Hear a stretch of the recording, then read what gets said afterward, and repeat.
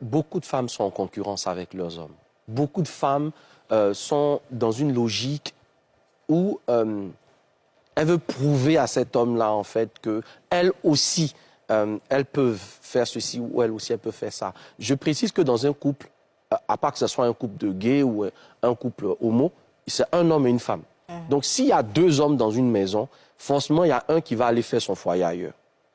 Je ne sais pas si tu comprends ce que je suis en train de dire. Trop de femmes... C'est tellement bien dit. Trop de femmes perdent leur féminité. C'est tellement bien dit que tu dois répéter.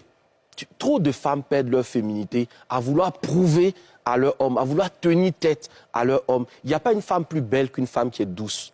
Douce dans sa façon de parler. Je peux dire, sans risque de me tromper, que si une femme sait utiliser la douceur appropriée, n'importe quel homme va lui manger dans la paume de la main. N'importe lequel. Donc tu parlais de comment faire tomber un homme, mais il faut savoir lui parler.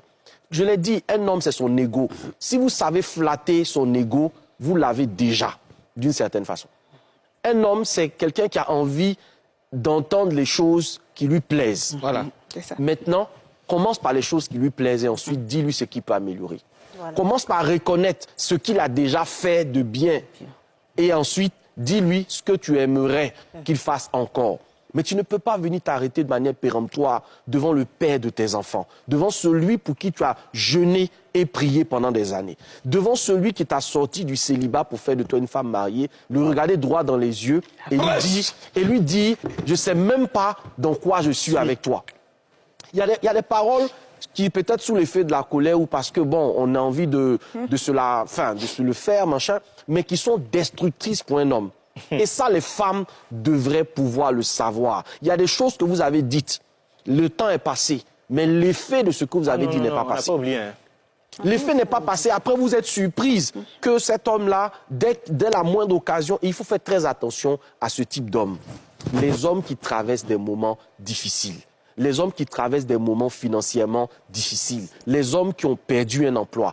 Parce que leur estime de soi a pris un coup. Et quand vous êtes une femme qui, dans cette période de la vie de couple, gérer le quotidien, apporter le pain sur la table, ça ne fait pas de vous l'homme. Ça n'enlève pas à votre homme sa culotte.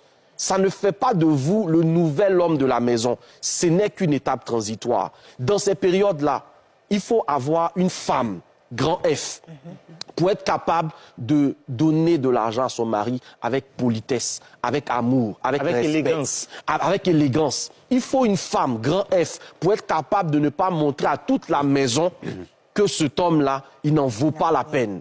Et c'est la manière de gérer ces moments de désert là, avec votre homme qui fait que lorsqu'il sort de cette situation, il réalise qu'il n'a pas eu tort de vous avoir. Mais beaucoup de femmes vont vous dire, oui, j'ai été sa femme de galère. Non, il y a la femme de galère, il y a la femme dans la galère. Il ne faut pas confondre les deux.